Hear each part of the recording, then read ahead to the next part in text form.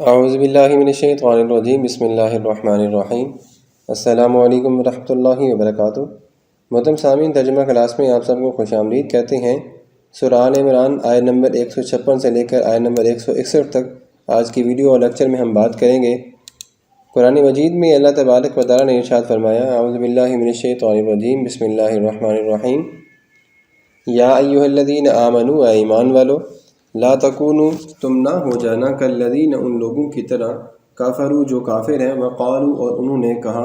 لاخوانہم، اپنے بھائیوں سے، لاخوانہم، اپنے بھائیوں سے، اذا ضربوا، جب وہ چلتے ہیں، فی الارض، زمین میں، او کانوا، یا وہ جب ہوتے ہیں، غزن، او کانوا غزن، جب وہ ہوتے ہیں لڑائی والے میدان میں یا لڑنے والے، لو کانوا عندنا، لو، اگر، کانوا، وہ ہوتے عندنا، ہمارے پاس، ما ماتوا، نہ وہ مرتے، وما قتلوا، اور نہ ہی وہ قتل کیے جاتے، لیجعل اللہ، تاکہ بنا دے اللہ تبارک و تعالی، ذالک، اس کو، حسرتاً، حسرت، فی قلوبہم، ان لوگوں کے دلوں میں، واللہ یحیی و یمیت، اور اللہ تبارک و تعالی زندہ کرتا ہے، و یمیت، اور مارتا ہے، واللہ بما تعملون بصیر، اور اللہ تبارک و تعالی جو بھی کام تم کرتے ہو دیکھنے والا ہے۔ اس آیت مبارکہ میں دیکھیں کہ اللہ تبارک و تعالیٰ نے ارشاد فرمایا، اے ایمان والو، کافروں کی مثل نہ ہو جانا۔ جب ان کے بھائی کسی لڑائی یا سفر میں گئے، تو انہوں نے ان کے متعلق یہ بات کہی کہ اگر وہ ہمارے پاس ہوتے تو مرتے بھی نہ، اور نہ ہی وہ قتل کیے جاتے، تاکہ اللہ تبارک و تعالیٰ ان کے اس قول کو ان کی حسرت کا سبب بنا دے۔ اور اللہ ہی زندہ کرتا ہے، اور اللہ ہی موت طاری کرتا ہے، اور اللہ تبارک و تعالیٰ تمہارے سارے کاموں کو خوب دیکھنے والا ہے۔ وَإِن قُتِلْتُمْ، اور اگر تم مارے جاؤ یا قتل کیے جاؤ، فی سبیل اللہ، اللہ تبارک و تعالیٰ کے راستے میں، او متم، یا مر جاؤ، لمغفرۃ، یقیناً بخشش ہے، من اللہ، اللہ کی جانب سے، ورحمۃ، اور رحمت، خیر، بہتر ہے، مما یجمعون، اس چیز سے جو وہ جمع کرتی ہیں۔ اور اگر تم اللہ تبارک و تعالیٰ کی راہ میں قتل کیے جاؤ یا تم فوت ہو جاؤ، تو البتہ اللہ کی مغفرت اور اس کی رحمت ان چیزوں سے کہیں بہتر ہے جن کو وہ جمع کرتی ہیں۔ وَلَئِن مُتُّمْ، اور یقیناً اگر تم مر جاؤ، او قتلتم، یا مارے جاؤ، لَإِلَى اللَّهِ تُحْشَرُونَ، یقیناً اللہ ہی کی طرف تم سارے جمع کیے جاؤ گے۔ تم مر جاؤ یا مارے جاؤ تو اللہ کے حضور جمع کیے جاؤ گے، یقیناً اللہ ہی کی طرف تم سب کو لوٹ کر آنا ہے۔ فَبِمَا رَحْمَةٍ مِّنَ اللَّهِ، فَبِمَا، پس کیوں نہیں، رحمت، رحمت ہوئی، من اللہ، اللہ کی جانب سے، لِنْتَ لَهُمْ، کہ آپ نرم ہو جائیے ان کے لیے۔ فَبِمَا رَحْمَةٍ مِّنَ اللَّهِ لِنْتَ لَهُمْ، پس کیوں یا پس ہو گئی رحمت اللہ کی جانب سے کہ آپ صلی اللہ علیہ وسلم مسلمانوں کے لیے نرم ہو گئے۔ وَلَوْ كُنْتَ فَضًّا، اور اگر آپ سخت ہوتے، غلیظ القلب، تو ان کے دل سخت ہو جاتے، لَانْفَضُّوا مِنْ حَوْلِكَ، یقیناً وہ بھاگ جاتے آپ کے ارد گرد سے۔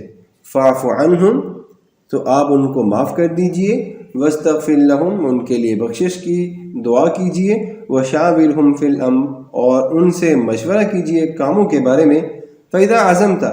پس جب آپ ارادہ کر لیں، فَتَوَكَّلْ عَلَى اللَّهِ، تو اللہ پر بھروسہ کریں۔ إِنَّ اللَّهَ يُحِبُّ الْمُتَوَكِّلِينَ، بے شک اللہ توکل کرنے والوں کو دوست رکھتا ہے۔ إِن يَنْصُرْكُمُ اللَّهُ، بے شک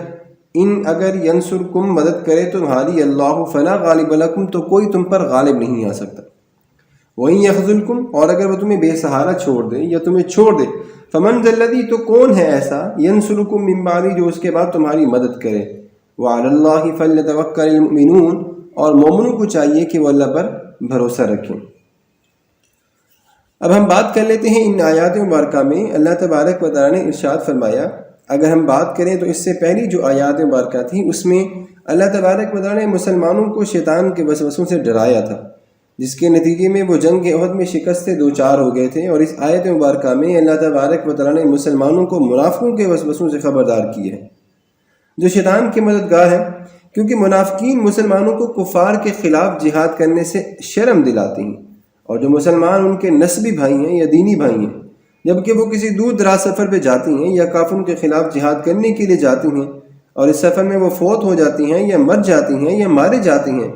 تو وہ ان کے متعلق کہتے ہیں کہ کاش اگر وہ ہمارے پاس ہوتے تو نہ ہی وہ مرتے اور نہ ہی وہ قتل کیے جاتے۔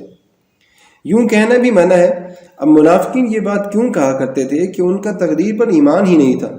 کیونکہ جو شخص جو بھی چیز ہے وہ انسان کے مقدر میں لکھی جا چکی ہے اور کسی عمل سے وہ ٹل نہیں سکتا۔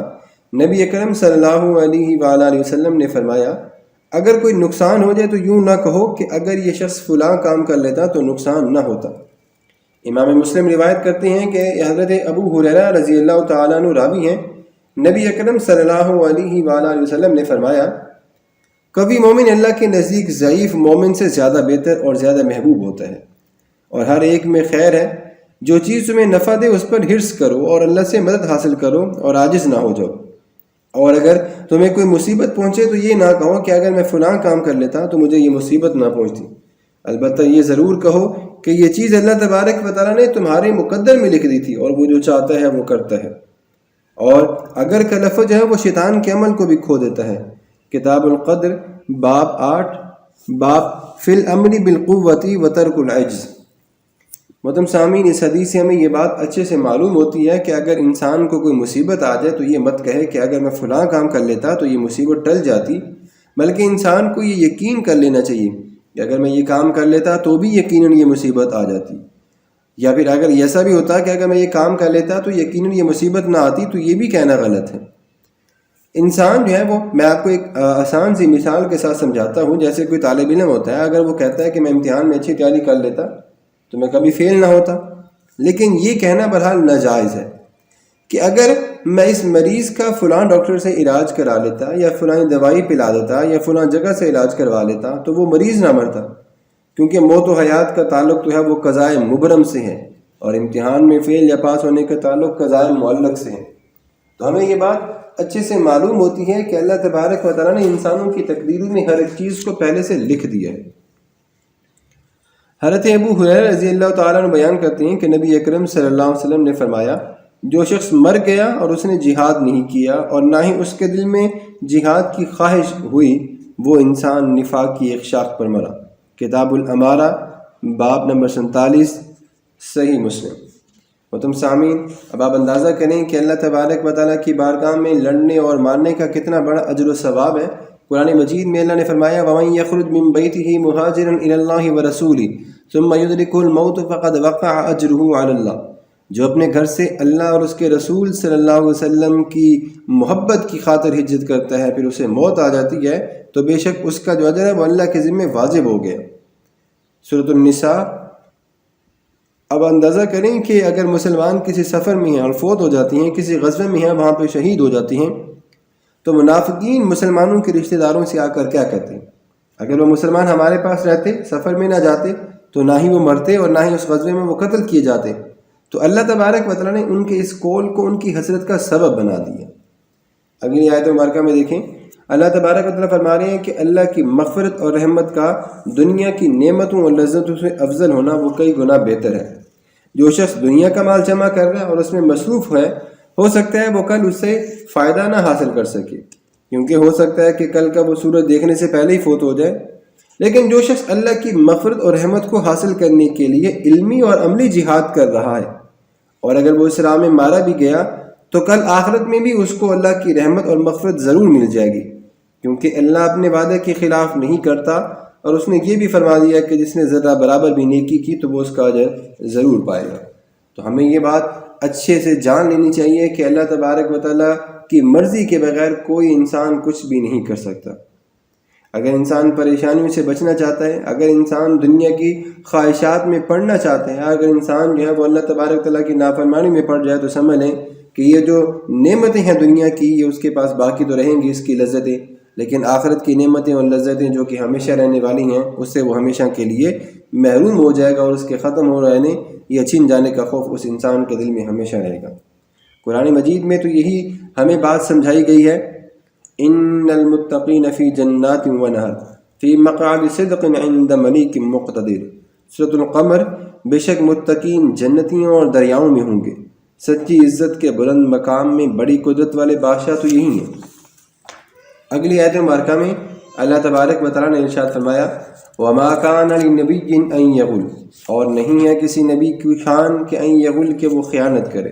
وَمَن يَغْلُلْ، اور جو خیانت کرے، یأتی بما غل، یاتی وہ لے آئے گا، بما اس چیز کو غلہ جو اس نے خیانت کی، یوم القیامہ قیامت کے دن، ثم توفا پھر پورا پورا دیا جائے گا کل نفس ہر ایک کو ما کسبت جو اس نے کمایا وہم لا یظلمون اور ان پر کوئی ظلم نہیں کیا جائے گا۔ اس آیت مبارکہ میں یہ بھی بیان کیا جا رہا ہے کہ کوئی نبی ان کی شان نہیں ہے کہ وہ خیانت کرے۔ اگر وہ ایسا کام کرتے ہیں تو قیامت کے دن اس خیانت کو اللہ تبارک و تعالیٰ ان کے سامنے پیش کریں گے۔ اور پھر اللہ تبارک و تعالیٰ نے یہ بھی ارشاد فرما دیا کہ جو انسان جو بھی کام کرتا ہے تو کل کو قیامت کے دن اسے اس کا پورا پورا اجر اور ثواب دیا جائے گا اور اس میں ذرا برابر بھی کوئی کمی نہیں کی جائے گی۔ اور اللہ نے فرمایا وَهُمْ لَا يُظْلَمُونَ اور ان پر کسی قسم کی کوئی تنگی نہیں کی جائے گی، ان پر ظلم نہیں کیا جائے گا۔ محترم سامعین، اللہ تبارک و تعالیٰ نے یہاں پہ یہ بات تفصیل میں بتا دی ہے کہ یہاں پہ اگر ہم بات کریں تو نبی کے بارے میں بھی بتا دی ہے کہ اگر وہ بھی ایسا کام کرتی ہیں تو ان کے بارے میں بھی کہا جاتا ہے کہ وہ خیانت جو کرتی ہیں تو کل کو قیامت کے دن انہیں ان کے بارے میں ضرور پوچھ گچھ کی جائے گی۔ حضرت ابو ہریرہ رضی اللہ تعالیٰ عنہ بیان کرتی ہیں کہ ایک دن ہم نبی اکرم صلی اللہ علیہ وسلم کے ساتھ تھے، آپ نے خیانت کا ذکر کیا اور اس کا سخت گناہ بیان کیا اور فرمایا تم میں سے کسی ایک شخص کو قیامت کے دن اس حال میں نہ پاؤں کہ اس کی گردن پر سوار اونٹ بڑبڑا رہا ہو۔ وہ شخص کہے گا یا رسول اللہ میری مدد فرمائیے، میں کہوں گا میں تیرے لیے کسی چیز کا مالک نہیں ہوں، میں تجھ کو تبلیغ کر چکا ہوں۔ اور میں تم میں سے کسی کو قیامت کے دن اس حال میں نہ پاؤں کہ اس کی گردن پر سوار گھوڑا ہنہنا رہا ہو اور وہ کہے یا رسول اللہ میری مدد فرمائیے، میں پھر کہوں گا میں تیرے لیے کسی چیز کا مالک نہیں ہوں، میں تجھے تبلیغ کر چکا ہوں۔ اور میں تم میں سے کسی شخص کو قیامت کے دن اس حال میں بھی نہ پاؤں کہ اس کی گردن پر سوار بکری ممیا رہی ہو اور وہ کہے یا رسول اللہ میری مدد کیجیے، میں کہوں گا کہ میں تیرے لیے کسی چیز کا مالک نہیں ہوں، میں تجھے تبلیغ کر چکا ہوں۔ اور میں تم میں سے کسی شخص کو قیامت کے دن اس حال میں بھی نہ پاؤں کہ اس کی گردن پر سوار انسان چیخ رہا ہو اور وہ کہے کہ میری مدد کیجیے، تو میں اس کو بھی یہ جواب دوں گا۔ اور میں کسی کو اس حال میں بھی نہ پاؤں کہ اس کی گردن پر کپڑوں کے گٹھری ہل رہی ہو اور وہ کہے کہ یا رسول اللہ میری مدد کیجیے۔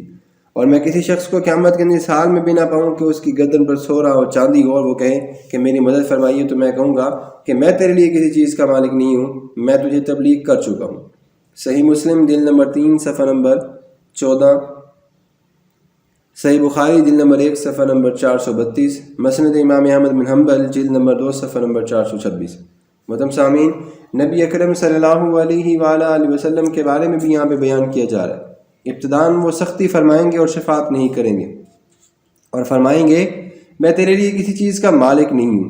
لیکن بعد میں جب آپ پر رحمت کا غلبہ ہوگا اور اللہ آپ کو شفاعت کا حکم دے دیں گے اس وقت شفاعت آپ فرمائیں گے۔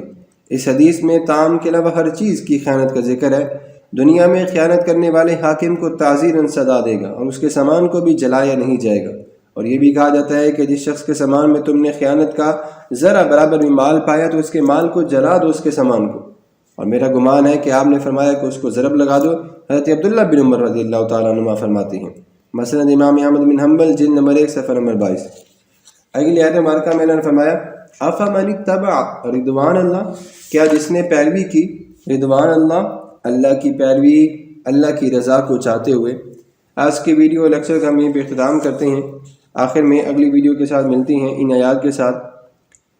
اللہ تبارک و تعالیٰ کی بارگاہ میں دعا گو ہیں کہ اللہ اس کلام مجید اور ان آیات مبارکہ کے ثواب کو میں حضور نبی کریم صلی اللہ علیہ وآلہ وسلم، آپ صلی اللہ علیہ وسلم کے خاندان اہل بیت کے صدقے اپنی مرحوم والدہ، دادا جی اور دادی جی کی دعائے مغفرت اور دعائے احسان ثواب کے لیے پیش کرتا ہوں۔